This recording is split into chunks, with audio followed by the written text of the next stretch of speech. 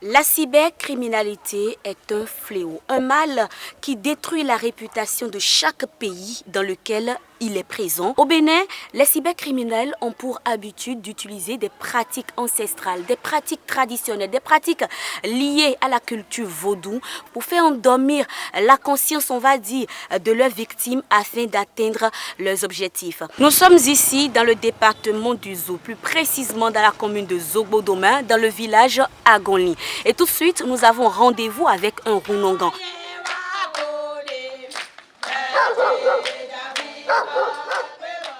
Dénommé vaudou par ses fidèles, le tronc est assimilé à un esprit bienfaiteur qui lutte contre la sorcellerie et qui attire la prospérité, selon ce prêtre.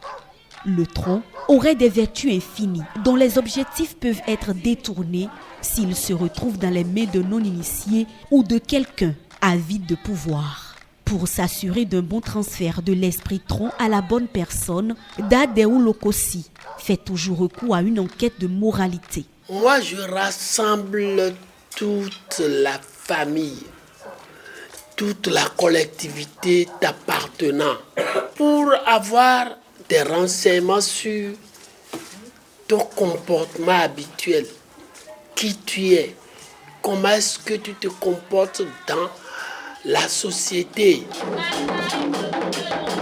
Cette enquête de moralité est-elle imposée par tous les prêtres vaudous? Notre prochain rendez-vous, c'est dans le village de Tenji, dans la commune de Zakbota.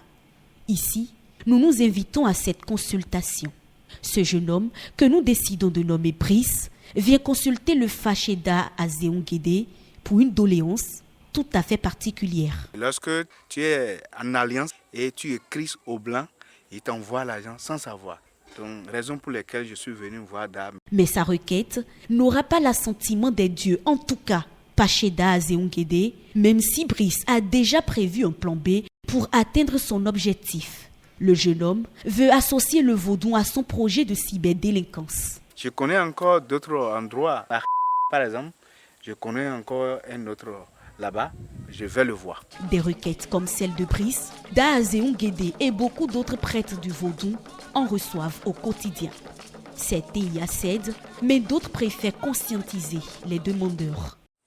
Cybercriminalité est une très mauvaise chose que nous ne pouvons jamais apprécier. Les gens disent qu'ils le font, les gens disent que c'est très bon, mais moi, Azéongédé, je ne suis pas d'avis avec ceux qui disent que c'est très bon. C'est une mauvaise pratique. Dans le quête d'associer le vaudou à la cybercriminalité, ces jeunes font très souvent recours au vaudou Kenessi. Selon ce prêtre, le vaudou Kenessi à l'origine détient un pouvoir surnaturel dont les vertus peuvent protéger contre la sorcellerie et prendre soin de la famille. Selon les principes sacrés du vaudou Kenessi, celui qui le reçoit doit avoir en moyenne 30 voire 40 ans. Il devra également respecter un certain nombre d'interdits. Le non-respect de ces interdits peut évidemment entraîner la mort des proches du détenteur de l'esprit Kenessi. Pour les différents prêtres rencontrés, quel que soit le nom qu'ils portent, le vaudou n'a qu'un seul but, faire du bien. Des paroles corroborées par le roi d'Abomey qui a accepté de nous recevoir dans son palais. Donc, vaudou nous, nous n'avons pas. Donc, vous voulez, mais Marco, mais na sous zobé il va do ali mo koton bare.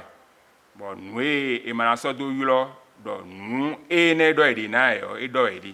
Et il faut donc et ouais do. Nous renblero tahome a vaudou no nombro. Par ces pratiques, les cybercriminels, en complicité avec certains prêtres vaudous, veulent jeter de l'opprobre et du discrédit sur le vaudou de la vie de ses défenseurs. En instaurant les Vaudou Days, le gouvernement souhaite ainsi restaurer l'image du vaudou et en valoriser le côté culturel. Il pourrait se révéler une valeur sûre de produits d'exportation pour le Bénin.